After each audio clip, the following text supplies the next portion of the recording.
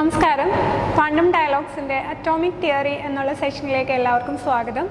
ഞാൻ ജയന്തി. ഇന്ന് നമ്മോടൊപ്പമുള്ളത് ഡോക്ടർ സംഗീത ചേനംപുള്ളിയാണ്. നമുക്ക് സംസാരിച്ച് തുടങ്ങാം. പ്രപഞ്ചത്തിലെ എല്ലാ വസ്തുക്കളും ആറ്റങ്ങളാൽ നിർമ്മിതമാണല്ലോ. കാലാകാലങ്ങളിൽ വികസിച്ച ആറ്റം മോഡലുകളും അതുമായി ക്വാണ്ടം മെക്കാനിക്സിനുള്ള ബന്ധവും ഇന്ന് നമുക്ക് ചർച്ച ചെയ്താലോ. ആദ്യം തന്നെ ആറ്റം എന്നുള്ള വാക്ക് ഒരു ഗ്രീക്ക് വാക്കായ അറ്റോമോസ് എന്ന വാക്കിൽ നിന്നാണ് ഉണ്ടായത്. അപ്പോൾ അതേക്കുറിച്ച് നമുക്ക് ടീച്ചറോട് ചോദിച്ചു തുടങ്ങാം. ഒരു വസ്തുവിനെ നമുക്ക് വിഭജിച്ചാൽ എത്രത്തോളം പോകാൻ പറ്റും? ഇപ്പോൾ നമ്മൾ തന്നെ കുട്ടിക്കാലത്ത് ആലോചിച്ചിട്ടുണ്ടാവില്ലേ, ഒരു കല്ല് വിഭജിച്ച് കഴിഞ്ഞാൽ എത്ര വരെ വിഭജിക്കാൻ പറ്റും, അല്ലെങ്കിൽ ഒരു ഇല ഏതുവരെ നമുക്ക് വിഭജിക്കാൻ പറ്റും? നമ്മൾ ആലോചിച്ച പോലെ തന്നെ പണ്ട് തൊട്ടേ മനുഷ്യർ ഈ കാര്യങ്ങൾ ആലോചിച്ചിട്ടുണ്ടായിരുന്നു. പക്ഷേ നമ്മളതിനെ വെറും ആലോചന എന്നുള്ള നിലയ്ക്ക് വിട്ടുകളയാണ് ചെയ്യുക. പക്ഷേ അതിൽ നിന്നപ്പുറത്തേക്ക് അതിനെ സിദ്ധാന്തങ്ങളായി അല്ലെങ്കിൽ ചില ഹൈപ്പോത്തസിസ് ആയിട്ട് അവതരിപ്പിച്ച ആളുകളുണ്ടായിരുന്നു. അതിലേറ്റവും ഗ്രീക്ക് തത്വചിന്തകർ തന്നെയാണ് ഈ ഒരു ആലോചനകൾക്ക് തുടക്കമിട്ടത്. അത് പക്ഷേ സയൻസ് എന്ന് പറയാൻ പറ്റില്ല. നമ്മളതിനെ ഫിലോസഫിക്കൽ അറ്റോമിസം എന്ന് പറയാറുണ്ട്. അതായത് അതൊരു തത്വചിന്താപരമായ പ്രശ്നം എന്നുള്ള നിലയ്ക്കാണ് അവർ സമീപിച്ചിരുന്നത്. ലൂസിപ്പസും അദ്ദേഹത്തിൻ്റെ ശിഷ്യനായ ഡെമോക്രിറ്റസുമാണ് ഇതിലെ ഏറ്റവും പ്രധാനപ്പെട്ട ആളുകൾ. ഡെമോക്രിറ്റസിൻ്റെ ഒരു ആറ്റം മാതൃകയാണ് നമ്മൾ ആദ്യത്തെ പ്രധാനപ്പെട്ട ഒരു ആറ്റം മാതൃകയായിട്ടൊക്കെ അംഗീകരിക്കാറുള്ളത്. BC 5-ാം നൂറ്റാണ്ടിൽ ഏതാണ്ട് BC 430 അടുപ്പിച്ചാണെന്ന് കരുതപ്പെടുന്നു ഡെമോക്രിറ്റസ് ആറ്റത്തെക്കുറിച്ചുള്ള ചില സിദ്ധാന്തങ്ങൾ മുന്നോട്ട് വയ്ക്കുന്നത്. ഞാൻ നേരത്തെ പറഞ്ഞല്ലോ, അതൊരു ഫിലോസഫിക്കലായ ആലോചനയായിരുന്നു, തത്വചിന്താപരമായ ആലോചനയായിരുന്നു. കാരണം അതിനെ ആത്മാവുമായിട്ട് സോളുമായിട്ടൊക്കെ ബന്ധിപ്പിക്കാനും കൂടി അദ്ദേഹം ശ്രമിച്ചിട്ടുണ്ടായിരുന്നു. മാറ്ററിനപ്പുറത്തേക്ക് കാണാൻ പറ്റാത്ത കാര്യങ്ങളുമായി കൂടി ബന്ധിപ്പിക്കുന്നതായിരുന്നു ആ സിദ്ധാന്തം. അപ്പോൾ ഡെമോക്രിറ്റസിൻ്റെ തിയറി പ്രകാരം വസ്തുക്കളെല്ലാം തുറന്നു വിഭജിക്കാൻ പറ്റാത്ത ഏറ്റവും അടിസ്ഥാന ഗണങ്ങളായ അറ്റമോസ് എന്ന് പറയുന്ന പദത്തിൽ നിന്നാണ് ഈ ആറ്റം എന്നുള്ള വാക്ക് വരുന്നത് എന്ന് നേരത്തെ ജയന്തി സൂചിപ്പിച്ചിരുന്നു. ആറ്റം എന്ന് പറയുന്ന കണങ്ങളാൽ നിർമ്മിക്കപ്പെട്ടിരിക്കുന്നു എന്നും പദാർത്ഥങ്ങളുടെ സ്വഭാവങ്ങൾക്കൊക്കെ കാരണം ഈ വ്യത്യസ്ത ആറ്റങ്ങളുടെ സ്വഭാവങ്ങളാണ് എന്നും ഡെമോക്രിറ്റസ് പറയുന്നുണ്ട്.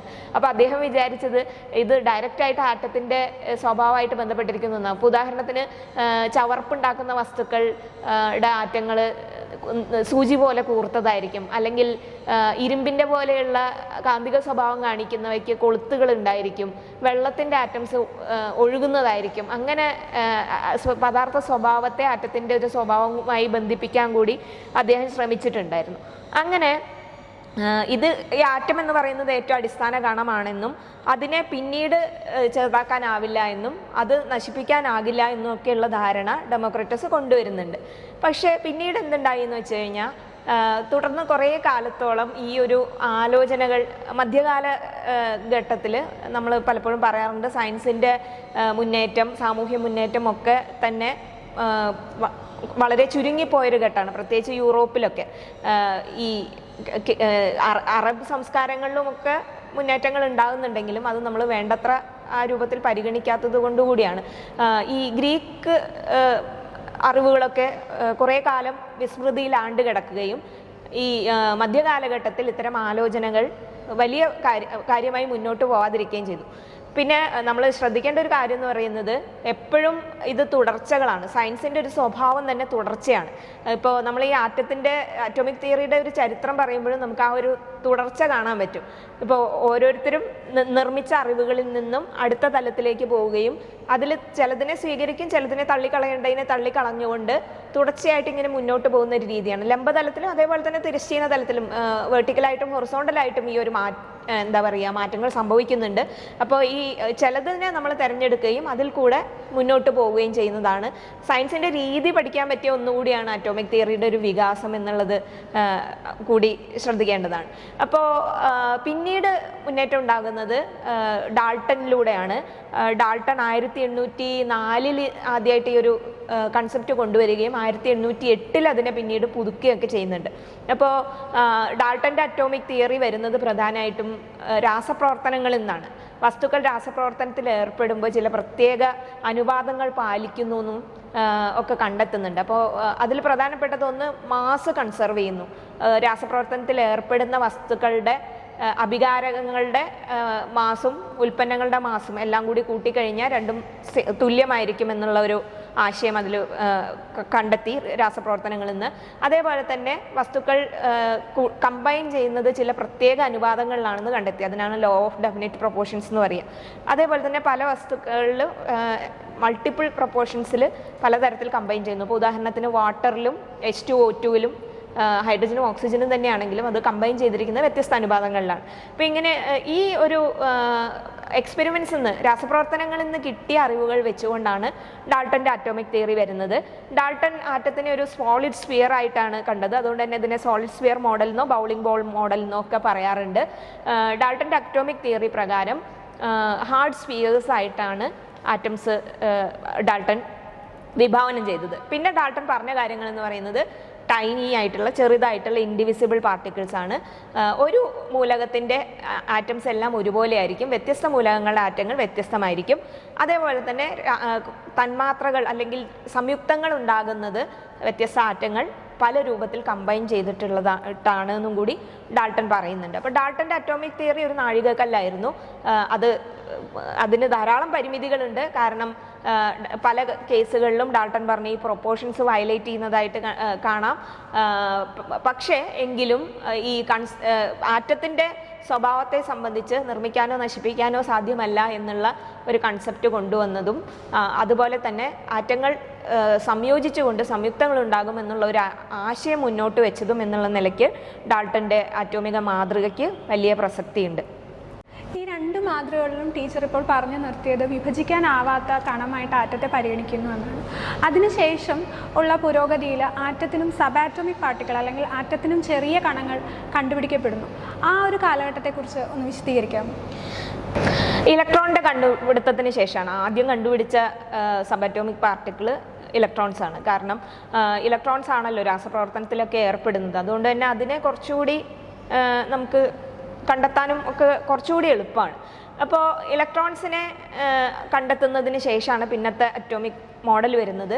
ജെ തോംസൺ ആണ് ഇലക്ട്രോൺസിനെ കണ്ടെത്തുന്നത്. 1904 ഈ ഇലക്ട്രോണും കൂടി ഉൾപ്പെടുത്തിക്കൊണ്ട് ഒരു ആറ്റം മാതൃക ജെ തോംസൺ മുന്നോട്ട് വയ്ക്കുന്നുണ്ട്. ഇതിനെ നമ്മൾ റൈസിൻ-ബൺ മോഡൽ, പ്ലം പുഡിംഗ് മോഡൽ എന്നൊക്കെ പറയാറുണ്ട്. ഇത് എങ്ങനെയാണെന്ന് വെച്ച് കഴിഞ്ഞാൽ അന്ന് ഈ പോസിറ്റീവ് ചാർജ് ഉണ്ടായിരിക്കണം. കാരണം നെഗറ്റീവ് ചാർജ് മാത്രമായിട്ട് ഒരു വസ്തുവിന് നിലനിൽക്കാൻ പറ്റില്ല. ഈ നെഗറ്റീവ് ചാർജ് ഉണ്ട് എന്ന് ഉറപ്പായല്ലോ ഇലക്ട്രോൺ കണ്ടെത്തിയതോടുകൂടി. പക്ഷേ പോസിറ്റീവ് ചാർജ് എന്താണെന്നുള്ളത് അറിയില്ല. അപ്പോൾ ആറ്റത്തിൻ്റെ വലിപ്പമുള്ള അത്രയും പോസിറ്റീവ് ചാർജുള്ള ഒരു സ്പെറിക്കലായൊരു വസ്തു, അതിലിങ്ങനെ നമ്മുടെ തണ്ണിമത്തനിലെ വിത്ത് ഉണ്ടല്ലോ, അതേപോലെ തണ്ണിമത്തൻ്റെ ആ കാമ്പ് ചുവന്ന ഭാഗം പോസിറ്റീവ് ചാർജും അതിൽ കുത്തിവെച്ചിരിക്കുന്ന എന്താ പറയുക ഇലക്ട്രോൺ കുത്തിവെച്ചിരിക്കുന്നത് ഈ വിത്തുകൾ പോലെ ഇലക്ട്രോൺ അറേഞ്ച് ചെയ്തിരിക്കുന്നു എന്നുള്ളൊരു ആശയമാണ് ജെ തോംസൺ മുന്നോട്ട് വെച്ചത്. അന്ന് തോംസൺ വിചാരിച്ചത് ആയിരക്കണക്കിന് ഇലക്ട്രോണുകൾ ഉണ്ട് ആറ്റത്തിന് എന്നായിരുന്നു. എന്നാലല്ലേ ഇപ്പോൾ ഈ വലിയ പോസിറ്റീവ് ചാർജിനെ ന്യൂട്രലൈസ് ചെയ്യണമെങ്കിൽ അത്ര ഇലക്ട്രോൺസ് വേണ്ടി വരുമല്ലോ. കാരണം ആറ്റത്തിൻ്റെ വലിപ്പത്തിലിരിക്കുന്നത് എന്താ പറയുക പോസിറ്റീവ് ചാർജാണ്. ഇലക്ട്രോൺസ് വളരെ ചെറിയ കണങ്ങളാണെന്ന് അറിയാം. അപ്പോൾ ഇലക്ട്രോൺസ് അത്രയും 1000 എണ്ണം ഉണ്ടെങ്കിൽ ഇതിനെ 1000 മേലേക്ക് ഉണ്ടെങ്കിൽ ഇതിനെ ന്യൂട്രലൈസ് ചെയ്യാൻ പറ്റുള്ളൂ. പക്ഷേ പിന്നീട് മനസ്സിലായി, തോംസണ് തന്നെ മനസ്സിലായി, ഈ അത്രയും എണ്ണം ഇലക്ട്രോൺസ് ഇല്ല, വളരെ കുറച്ച് ഇലക്ട്രോൺസേ ഒരു ആറ്റത്തിലുള്ളൂ എന്ന് മനസ്സിലായി. അപ്പോൾ അതോടുകൂടി തന്നെ തോംസന്റെ മോഡലിന് പിന്നെ നിലനിൽപ്പില്ലാതായി. കാരണം ഈ ഇത്രയും ഇലക്ട്രോൺസ് ഇല്ലാതെ ഇതിൻ്റെ സ്റ്റെബിലിറ്റി എക്സ്പ്ലെയിൻ ചെയ്യാൻ പറ്റിയില്ല. പിന്നെ ഈ പോസിറ്റീവ് ചാർജിന് കാരണമായ വസ്തു എന്താണ് എന്നുള്ളത് അന്ന് അറിയില്ല. അതിനുശേഷം വന്ന റുദർഫോർഡ് മോഡലിൽ ഈ പറഞ്ഞ പോസിറ്റീവ് ചാർജിന് ഒരു മാനമുണ്ടായി. അതിലേടെയാണ് ന്യൂക്ലിയസ് എന്നുള്ള ഒരാശയം മുന്നോട്ട് വയ്ക്കപ്പെട്ടത്. അപ്പോൾ അതേപ്പറ്റിയും ആ ഒരു മോഡലിനെ പറ്റിയും നമുക്ക് അടുത്തതായിട്ട് ചോദിക്കാം. തോംസന്റെ മോഡലിൽ ഇലക്ട്രോണിന്റെ ചലനമൊക്കെ സൂചിപ്പിക്കാൻ ശ്രമിച്ചിരുന്നു കേട്ടോ. ഞാനത് നേരത്തെ പറയാൻ വിട്ടുപോയതാണ്. കോപ്ലാനാർ റിങ്സ് ആയിട്ട് ഇലക്ട്രോൺ ചലിക്കുന്നു എന്ന് പറയുന്നുണ്ടായിരുന്നു. ചലനം പറയുന്നുണ്ട്. ഡാൾട്ടൻ്റെ മാതൃകയ്ക്കുമൊക്കെ തന്നെ ചലനത്തെക്കുറിച്ചുള്ള സൂചനകൾ വരുന്നുണ്ടായിരുന്നു. റുദർഫോർഡിൻ്റെ ഒരു എക്സ്പെരിമെൻ്റ് എന്നാണ് അദ്ദേഹത്തിൻ്റെ ആറ്റം മാതൃക വരുന്നത്. അദ്ദേഹം ആൽഫ പാർട്ടിക്കിൾസിനെ ഗോൾഡ് ഫോയിൽ ഉപയോഗിച്ചുകൊണ്ട് സ്കാറ്റർ ചെയ്യുന്ന ഒരു എക്സ്പെരിമെൻ്റ് ചെയ്യായിരുന്നു. ആൽഫ പാർട്ടിക്കിൾ എന്ന് വെച്ച് കഴിഞ്ഞാൽ പോസിറ്റീവ് ചാർജുള്ള കണങ്ങളാണ്. അപ്പോൾ ഇതിനെ ഗോൾഡ് ഫോയിലിലേക്ക് തൊടുത്തു വിടുന്ന സമയത്ത് മിക്കവാറും പാർട്ടിക്കിൾസ് ഒക്കെ തന്നെ അങ്ങനെ കടന്നു പോകും, ആൽഫ പാർട്ടിക്കിൾസ്. പക്ഷേ ചെറിയൊരു ശതമാനം പാർട്ടിക്കിൾസ് കൃത്യം തട്ടി തിരിച്ചു വരുന്നതായിട്ട് കണ്ടു. ഇപ്പോൾ തട്ടി തിരിച്ച് വരണമെങ്കിൽ എന്തുണ്ടാവണം? ഇത് പോസിറ്റീവ് ചാർജ് ആയതുകൊണ്ട് തന്നെ പോസിറ്റീവ് ചാർജ് ഉള്ള ഒരു വസ്തുവിൽ തന്നെ തട്ടിയാലേ അത് തിരിച്ചു വരുള്ളൂ, അല്ലെങ്കിൽ അത് കടന്നു പോകണമല്ലോ. അപ്പോൾ ഈ വളരെ ചെറിയൊരു ശതമാനം ആൽഫ പാർട്ടിക്കിൾസ് തട്ടി തിരിച്ചു വരുന്നതായി കണ്ടതുകൊണ്ട് എന്തോ ഒരു പോസിറ്റീവ് ചാർജുള്ള വസ്തു ആറ്റത്തിൻ്റെ അകത്തുണ്ട് എന്ന് മനസ്സിലായി. പിന്നെ ആലോചിച്ചത് എന്തുകൊണ്ട് വലിയൊരു ശതമാനം തിരിച്ചു വരുന്നില്ല? അപ്പോൾ ചെറിയൊരു ശതമാനം തിരിച്ചു വരുന്നുള്ളൂ എന്നുള്ളതിൻ്റെ അർത്ഥം വളരെ ചെറിയൊരു സ്ഥലത്താണ് ഈ പോസിറ്റീവ് ചാർജ് കോൺസെൻട്രേറ്റ് ചെയ്തിട്ടുള്ളതെന്ന് മനസ്സിലായി. അപ്പോൾ ആറ്റത്തിൻ്റെ ന്യൂക്ലിയസ് എന്ന് പറയുന്ന ഒരു ഐഡിയ വരുന്നത് റുദർഫോർഡിൽ നിന്നാണ്. ആറ്റത്തിൻ്റെ ന്യൂക്ലിയസ് എന്ന് പറയുന്നത് ആറ്റത്തിൻ്റെ സൈസിനെക്കാട്ടിലും വളരെ ചെറിയൊരു സ്പേസ് ആണെന്നും അതിൻ്റെ അകത്ത് ഈ പോസിറ്റീവ് ചാർജുള്ള കണങ്ങൾ ഉൾക്കൊണ്ടിരിക്കുന്നു എന്നും അതിന് പ്രോട്ടോൺ എന്ന് വിളിച്ചു. അപ്പോൾ പ്രോട്ടോൺ കണ്ടെത്തുന്നു. ഈ പ്രോട്ടോൺസ് ന്യൂക്ലിയസിൻ്റെ അകത്തുണ്ട്. അപ്പോൾ പിന്നെ ഇലക്ട്രോണിനെ എവിടെ വെക്കും എന്നുള്ള പ്രശ്നമുണ്ടല്ലോ. ഇലക്ട്രോൺസ് ഈ പോസിറ്റീവ് ചാർജുള്ള ന്യൂക്ലിയസിന് ചുറ്റും കറങ്ങിക്കൊണ്ടിരിക്കുന്നു, നിരന്തരം കറങ്ങിക്കൊണ്ടിരിക്കുന്നു എന്നും റുദർഫോർഡ് പറഞ്ഞു. അപ്പോൾ റുദർഫോർഡിൻ്റെ മോഡല് ആദ്യമായിട്ടൊരു പോസിറ്റീവ് ചാർജിനെ ആറ്റത്തിലേക്ക് കൊണ്ടുവന്നു. പോസിറ്റീവ് ചാർജും തുല്യ എണ്ണം നെഗറ്റീവ് ചാർജുള്ള ഇലക്ട്രോണുകളും ആറ്റത്തിൽ ഉണ്ടായിരിക്കുമെന്നും ഇത് തമ്മിലുള്ള ആകർഷണമാണ് ആറ്റത്തിനെ സ്റ്റേബിളായിട്ട് നിർത്തുന്നത്. കാരണം ആറ്റം നിർമ്മിക്കാനോ നശിപ്പിക്കാനോ സാധ്യമല്ല, സ്ഥിരമായി നിൽക്കുന്നതാണെന്ന് നമ്മൾ പറയുന്നുണ്ടല്ലോ. കാരണം അല്ലെങ്കിൽ എല്ലാ വസ്തുക്കളും ഇങ്ങനെ സ്റ്റേബിളായിട്ട് നിൽക്കില്ല. അപ്പോൾ ആറ്റത്തിൻ്റെ സ്റ്റെബിലിറ്റിയെ എക്സ്പ്ലെയിൻ ചെയ്യാൻ റുദർഫോർഡ് ശ്രമിച്ചിരുന്നു. പക്ഷേ ജോസഫ് ലാർമർ എന്ന് പറയുന്ന ഒരു ശാസ്ത്രജ്ഞൻ ഇതിനു മുമ്പ് ഒരു കണ്ടെത്തൽ നടത്തിയിട്ടുണ്ടായിരുന്നു. അതായത് ഒരു ചാർജ്ഡ് ആയിട്ടുള്ള ഒരു കണം മൂവ് ചെയ്യുന്ന സമയത്ത്, ആക്സിലറേറ്റ് ചെയ്യുന്ന സമയത്ത് അതെന്ത് ചെയ്യും? സ്വാഭാവികമായിട്ട് അത് റേഡിയേഷൻ എമിറ്റ് ചെയ്യും. റേഡിയേഷൻ എമിറ്റ് ചെയ്യാച്ചാൽ എനർജി നഷ്ടപ്പെടുകയാണ്. അങ്ങനെ എനർജി നഷ്ടപ്പെട്ടാൽ എന്ത് സംഭവിക്കും? ഇലക്ട്രോൺ കറങ്ങി അവസാനം ന്യൂക്ലിയസിൻ്റെ അകത്ത് ചെന്ന് വീഴും. അപ്പോൾ അത് ആറ്റത്തിൻ്റെ സ്റ്റെബിലിറ്റിക്ക് വിരുദ്ധമാണ്. ആറ്റത്തിൻ്റെ സ്റ്റെബിലിറ്റി എക്സ്പ്ലെയിൻ ചെയ്യാൻ റുദർഫോർഡ് മോഡലിന് കഴിഞ്ഞില്ല. അപ്പോഴാണ് റുദർഫോർഡിൻ്റെ കീഴിലുള്ള ഗവേഷകനായിട്ടുള്ള ബോർ വരുന്നത്. ബോർ തോംസന്റെ ലാബിലും വർക്ക് ചെയ്തിട്ടുള്ള ഒരാളായിരുന്നു. ബോർ റുദർഫോർഡ് മോഡലിനെ പരിഷ്കരിക്കാൻ ശ്രമിക്കുകയാണ്.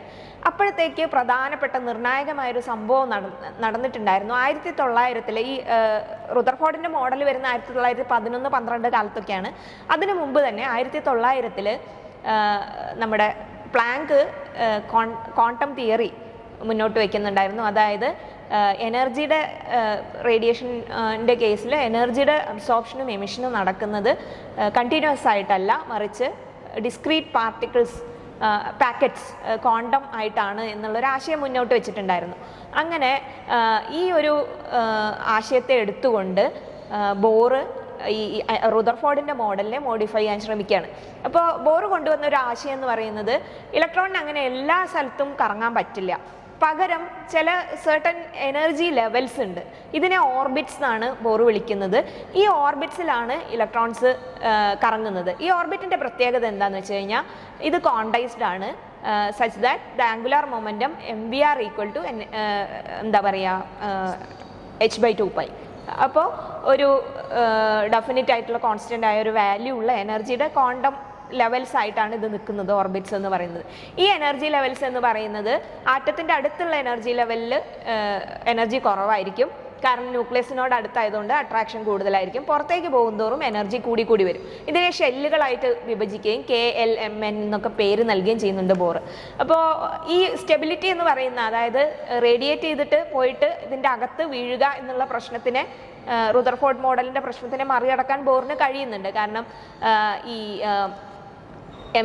ഈ ക്വാണ്ടൈസേഷൻ എന്ന് പറയുന്നത് energy levels, the electron will remain in its orbit as long as അത് ആ എനർജി കണ്ടീഷൻ സാറ്റിസ്ഫൈ ചെയ്യുന്നിടത്തോളം അത് ആ ഓർബിറ്റിൽ തന്നെ തുടരും എന്നുള്ള, ഈ ഓർബിറ്റിൽ അല്ലാതെ ഇലക്ട്രോണിന് അവിടെയും ഇവിടെയും നിൽക്കാൻ പറ്റില്ല. കൃത്യം ഈ ഓർബിറ്റുകളിലായിരിക്കും ഇലക്ട്രോൺ നിൽക്കുക എന്നും ബോർ പറഞ്ഞു വെച്ചു. ആസ് ലോങ് ആസ് അതായത് ഓർബിറ്റിൽ ഇരിക്കുന്നിടത്തോളം കാലം അത് സ്റ്റേബിൾ ആയിരിക്കും, സ്ഥിരതയുള്ളതായിരിക്കും എന്നും ബോർ പറഞ്ഞു വെച്ചു. ബോറിന് വേറെ കുറേ കാര്യങ്ങളും കൂടി ഇതിനൊപ്പം എക്സ്പ്ലെയിൻ ചെയ്യാൻ പറ്റുന്നുണ്ട്. ഇപ്പോൾ ബോറിൻ്റെ പ്രധാനപ്പെട്ട ആശയങ്ങൾ ഇതൊക്കെയാണ്. ഒന്ന്, കൃത്യമായിട്ടുള്ള ഊർജ്ജ നിലകളുണ്ട് ആറ്റത്തിനകത്ത്.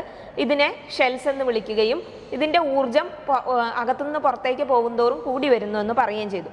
രണ്ടാമത്, എനർജി കണ്ടിന്യൂസ് അല്ല, പകരം ക്വാണ്ടൈസ്ഡ് ആണ് എന്നുള്ളൊരു ആശയം കൊണ്ടുവന്നു. ഈ എനർജി ലെവൽസ് കൃത്യമായി ഐഡൻറ്റിഫൈ ചെയ്തു. അതേപോലെ തന്നെ ഇലക്ട്രോൺ ഒരു എനർജി ലെവലിൽ നിന്ന് മറ്റൊന്നിലേക്ക് ചാടണമെങ്കിൽ എന്ത് വേണം? ഊർജ്ജം കുറഞ്ഞ സ്ഥലത്തുനിന്ന് ഊർജ്ജം കൂടിയിടത്തേക്ക് പോകണമെങ്കിൽ എന്ത് വേണം? ഊർജ്ജം സ്വീകരിക്കണം, എന്നാലല്ലേ പോകാൻ പറ്റുള്ളൂ. അപ്പോൾ ഊർജ്ജം സ്വീകരിച്ചുകൊണ്ട്, അതായത് ഈ രണ്ട് എനർജി ലെവൽസ് തമ്മിലുള്ള വ്യത്യാസത്തിന് തുല്യമായ ഊർജ്ജം ഇലക്ട്രോണിന് കിട്ടുകയാണെങ്കിൽ ഇലക്ട്രോണ് ഒരു ലെവലിൽ നിന്ന് അടുത്തതിലേക്ക് ചാടും. ഇനി തിരിച്ച് ആ കിട്ടിയ ഊർജ്ജം നഷ്ടപ്പെടുകയാണ് വിചാരിക്കുക, അതായത് ഒരു ലെവലിൽ നിന്ന് മറ്റേതും തമ്മിലുള്ള ഡിഫറൻസിന് തുല്യമായ ഊർജ്ജം നഷ്ടപ്പെടുകയാണെങ്കിൽ അത് തിരിച്ച് താഴെ ലെവലിലേക്ക് വരും, കൂടിയ എനർജി ഉള്ള ലെവലിൽ നിന്ന് താഴെ ഉള്ള ഊർജ്ജ നിലയിലേക്ക് വരും. ഇതിന് ഡെൽറ്റ ഈ difference in energy equal to h nu. ഇതാണ് റേഡിയേഷനായിട്ട് എമിറ്റ് ചെയ്യുകയും നമ്മൾ കാണുകയും ചെയ്യുന്നത്. അപ്പോൾ ഇത് വെച്ചിട്ട് ഹൈഡ്രജനെ പോലെയുള്ള മറ്റ് സിംഗിൾ ഇലക്ട്രോൺ ആറ്റംസിൻ്റെയും സ്പെക്ട്രം എക്സ്പ്ലെയിൻ ചെയ്യാൻ കൂടി ബോറിന് കഴിയുന്നുണ്ട്. കുറേ കാര്യങ്ങൾ ബോർ വിശദീകരിക്കുന്നുണ്ട്. ഒന്ന്, ആറ്റത്തിൻ്റെ സ്ഥിരതയാണ്. സിംഗിൾ ഇലക്ട്രോൺ ആറ്റംസിൻ്റെ സ്പെക്ട്രം എന്താ പറയുക, വിശദീകരിക്കാൻ കഴിയുന്നുണ്ട്. പക്ഷേ അപ്പോഴത്തേക്കും മറ്റ് ചില പ്രശ്നങ്ങൾ വരുന്നുണ്ട്, അതിലേക്ക് വരാം. അതേപോലെ തന്നെ ഹൈഡ്രജൻ സ്പെക്ട്രം വിശദമായിട്ട് അടുത്ത ക്ലാസ്സിൽ കൂടുതലായിട്ട് പറയുന്നുണ്ട്. ഇനി ബോറിൻ്റെ ചില ലിമിറ്റേഷൻസ് ആണ്. ക്വാണ്ടം മെക്കാനിക്സിൻ്റെ ഭാഗമായിട്ട് അന്ന് വരെ ഉണ്ടായിരുന്ന ധാരണകൾ മുഴുവൻ, മാറ്ററിനെ കുറിച്ച്, പദാർത്ഥത്തെക്കുറിച്ചും അതേപോലെ തന്നെ ഊർജ്ജത്തെക്കുറിച്ചും അന്ന് വരെയുള്ള ധാരണകളെ മുഴുവൻ പൊളിച്ചെഴുതുന്ന ഒന്നായിരുന്നു ക്വാണ്ടം മെക്കാനിക്സിൻ്റെ കടന്നുവരവ്. നമുക്ക് യാഥാർത്ഥ്യത്തെക്കുറിച്ചുള്ള ധാരണകളെ വരെ അത് തിരുത്തി എഴുതുന്നുണ്ട്.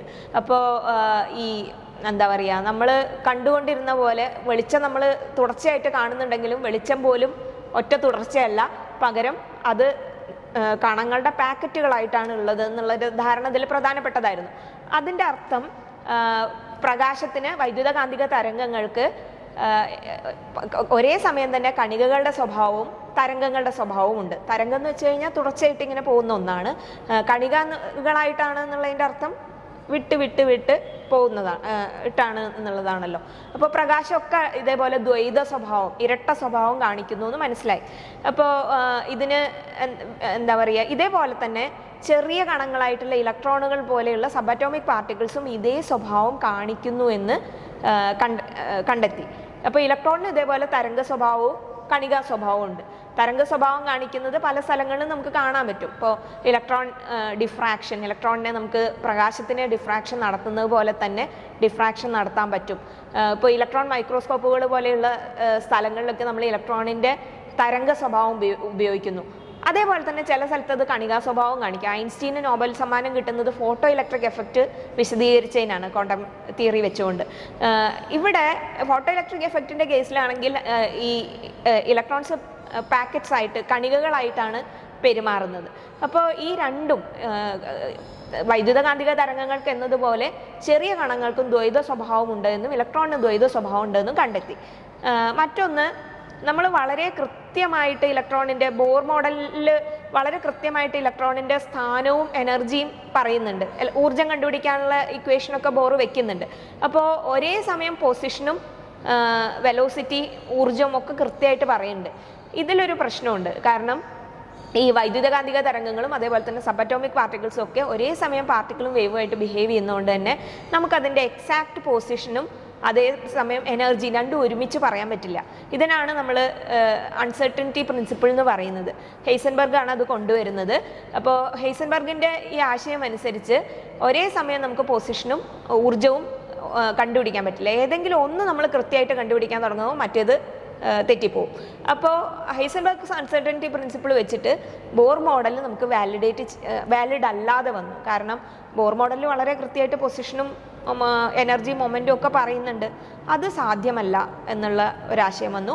അതേപോലെ തന്നെ ഈ പാർട്ടിക്കിൾസിനെ ആയിട്ട് മാത്രമാണ് അത് ഇലക്ട്രോൺസിനെ പരിഗണിച്ചിട്ടുള്ളത്. ഈ വേവ് പാർട്ടിക്കിൾ ഡ്യുവാലിറ്റി പരിഗണിച്ചിട്ടുണ്ടായിരുന്നില്ല. അപ്പോൾ അതുകൊണ്ട് തന്നെ ബോർ മോഡലിന് നിലനിൽപ്പില്ലാത്ത ഒരവസ്ഥ ക്വാണ്ടം മെക്കാനിക്സിൻ്റെ വിശദമായ കടന്നുവരവോടുകൂടി ഉണ്ടായിത്തീരുന്നുണ്ട്. സ്റ്റെബിലിറ്റിയെ സംബന്ധിച്ചിട്ടുള്ള ആശയങ്ങളൊക്കെ ചോദ്യം ചെയ്യപ്പെടുന്നു. അതേപോലെ ബോർ മോഡലിന് പല ലിമിറ്റേഷൻസ് ഉണ്ടായിരുന്നു. ഇപ്പോൾ എന്താ പറയുക, ഹൈഡ്രജൻ്റെ സ്പെക്ട്രം എക്സ്പ്ലെയിൻ ചെയ്യാൻ പറ്റിയെങ്കിലും ധാരാളം ഇലക്ട്രോൺസ് ഉള്ള ആറ്റങ്ങളുടെ സ്പെക്ട്രം എക്സ്പ്ലെയിൻ ചെയ്യാൻ ബോർ മോഡൽ കൊണ്ട് സാധ്യമായിരുന്നില്ല. അതേപോലെ തന്നെ ഈ സ്പെക്ട്രൽ ലൈൻസിനെ, സ്പെക്ട്രത്തിലേക്ക് ഞാൻ കൂടുതൽ വിശദമായിട്ട് വരുന്നുണ്ട്. സ്പെക്ട്രൽ ലൈൻസിനെ നോക്കിക്കഴിയുന്ന സമയത്ത് അത് പിന്നെയും പലതായിട്ട് സ്പ്ലിറ്റ് ചെയ്യുന്നതായിട്ട് കണ്ടെത്തി. ഫൈൻ സ്ട്രക്ചർ എന്നാണ് ഇതിന് പറയുക. ഇത് എക്സ്പ്ലെയിൻ ചെയ്യാൻ പറ്റിയിട്ടുണ്ടായിരുന്നില്ല. അതേപോലെ തന്നെ ഇലക്ട്രിക് ഫീൽഡിൻ്റെയും മാഗ്നറ്റിക് ഫീൽഡിൻ്റെയും പ്രസൻസിൽ ഈ സ്പെക്ട്രൽ ലൈൻസ് സ്പ്ലിറ്റ് ചെയ്യുന്ന സ്റ്റാർക്ക് എഫക്റ്റും സീമൻ എഫക്റ്റും ഒന്നും എക്സ്പ്ലെയിൻ ചെയ്യാനും ബോറിന് കഴിഞ്ഞിട്ടുണ്ടായിരുന്നില്ല. ഇങ്ങനെ പല ലിമിറ്റേഷൻസും ബോർ മോഡലിന് ഉണ്ടായിരുന്നതുകൊണ്ട് വീണ്ടും പുതിയ മാതൃകകളിലേക്ക് പോകേണ്ടി വന്നു.